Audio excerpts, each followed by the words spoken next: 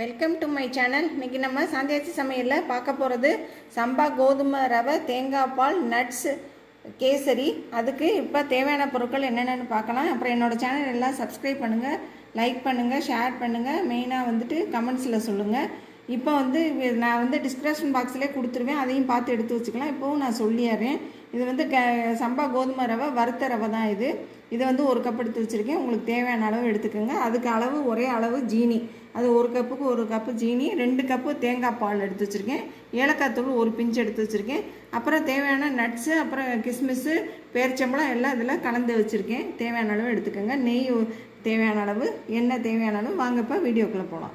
இப்போ எண்ணெயும் நெய்யும் பாதி பாதி ஊற்றி கலந்து காய வச்சுருக்கேன். இப்போ இது கூட இந்த ரவையை போட்டுக்கலாம். இது வறுத்த ரவை தான், அதனால் லைட்டாக வறுத்தா போதும். இப்போ ரவையை வறுத்தாச்சு. இப்போ இது கூட எடுத்து வச்சுருக்க தேங்காய் பாலை ஊற்றிக்கலாம். இப்போ குக்கரில் நல்லா கிண்டி விட்டுருங்க. கிண்டி விட்டுட்டு இப்போ குக்கரை போட்டு ஒரு விசில் விட்டு இதை வேக வச்சு எடுத்துக்கலாம். இப்போ இது விசில் அடங்கிருச்சு. இப்போ திறந்து பார்க்கலாம். பாருங்கள், நல்லா வெந்துருச்சு. இப்போ அதை ஒரு கிண்டி விட்டுக்கலாம். இப்போ நல்லா வெந்த கோதுமை ரவையில் இப்போ இந்த ஜீனியை போட்டு நல்லா கலந்துக்கலாம். இப்போ இந்த சம்பா கோதுமை ரவை தேங்காய் பால் நட்ஸ் கேசரி இப்போ சைடெல்லாம் எண்ணெய் பிரிய ஆரம்பிச்சிருச்சு.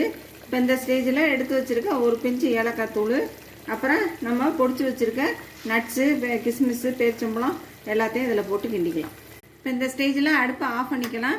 ஆஃப் பண்ணிவிட்டு நான் அதை டிஸ்பிளேயில் வச்சுட்டு இப்போ காமிக்கிறேன். இந்த ஸ்டேஜில் உங்களுக்கு இனிப்பு எதுவும் பத்தலைன்னா செக் பண்ணிக்கோங்க. அது மாதிரி நெய் பத்தலைனாலும் மேலாக நெய் ஊற்றிக்கலாம்.